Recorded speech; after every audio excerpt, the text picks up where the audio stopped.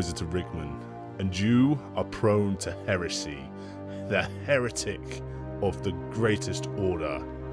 Paint your minis. Hey, get. Bloody hell. Inquisitor Rigman, leave them alone. Calling my audience heretics. You have painted a miniature recently, right? Anyway guys, what's going on? Welcome back, and today I want to sort of go over upgrading and making things better. Now, in the past I made this diorama.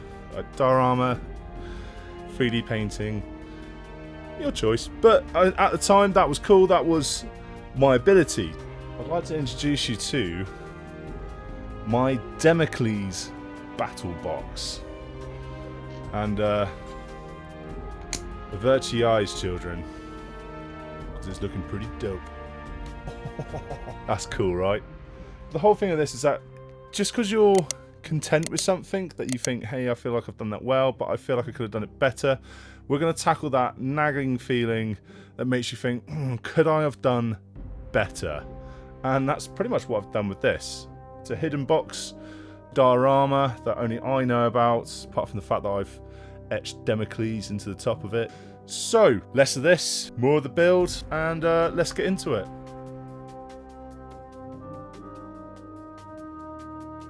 So, whilst perusing the internet looking for parts for this build, I came across this lovely pine box and these light bars. Now, knowing what I wanted to do with all of this and how I was going to create this build, I knew I wanted to be able to access switches from outside of the box. And for that, I'm going to have to use this wiring. And there's going to be a lot of wiring and soldering later, but that is a later rig problem. And I needed some switches in order to turn everything on and off to conserve power and not use everything up, because I don't know if I'm going to be able to get back in to recharge or change any battery. Also, using some of those filament lights, which I've been using a lot of recently.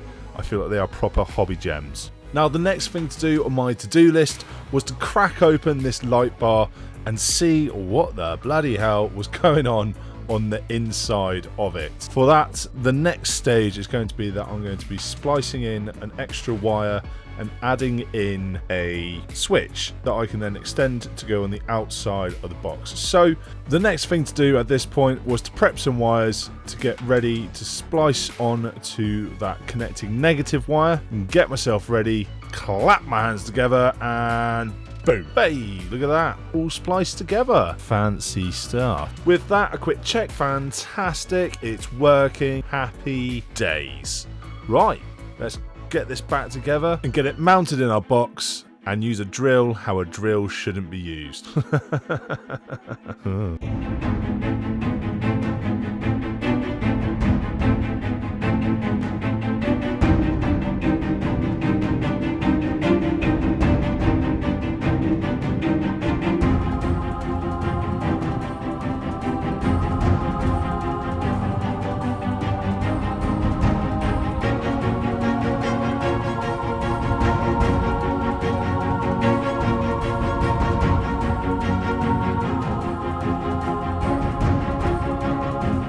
Well, I definitely hope the rest of the wiring goes that smoothly, but unfortunately I'm talking to you from the future and I know what's coming, so at least the light still works. Happy day. So main part of this build is going to be that galaxy background, and for that we're going to be using a bit of perspex. And to make sure that all my holes line up, I'm going to be using this laser pen and a little bit of a bodge job to make sure that the holes are going to be going in the same place. Let me show you what I mean by literally rigging this up.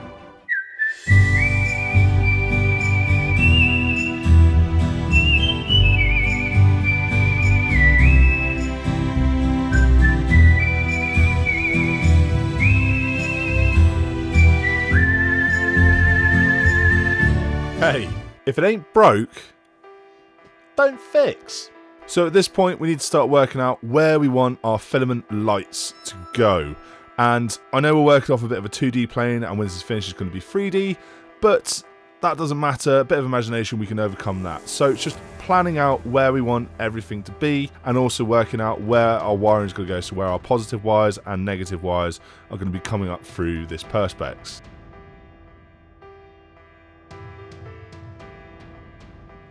The Roman philosopher Cicero, in 45 BC, so just over 2,000 years ago, wrote the story of Damocles' sword. And in that story, Dionysus II, the king that was in charge of a certain area of Sicily, anyway, he was a tyrant and had come to power by being so. Similarities can be drawn between Dionysus and the Imperium of Man. So in the story, Damocles looked upon Dionysus' riches, power and prowess with envy, believing his life to be easy. Dionysus invited Damocles to be king for a day. After hearing this, all his power and all his riches would be Damocles', with one rule: he can only have this power and the riches as long as Damocles remained sat on the throne. Like Damocles, the Tau looked upon the eastern fringe worlds of the Imperium and wanted to rule them and bring them to the greater good. He started with the diplomatic Tau, known as the water caste. They opened relations and over time trade route. The water caste infiltrated slowly to the higher echelons of the Imperial worlds. These worlds would later become the Farsight Enclave.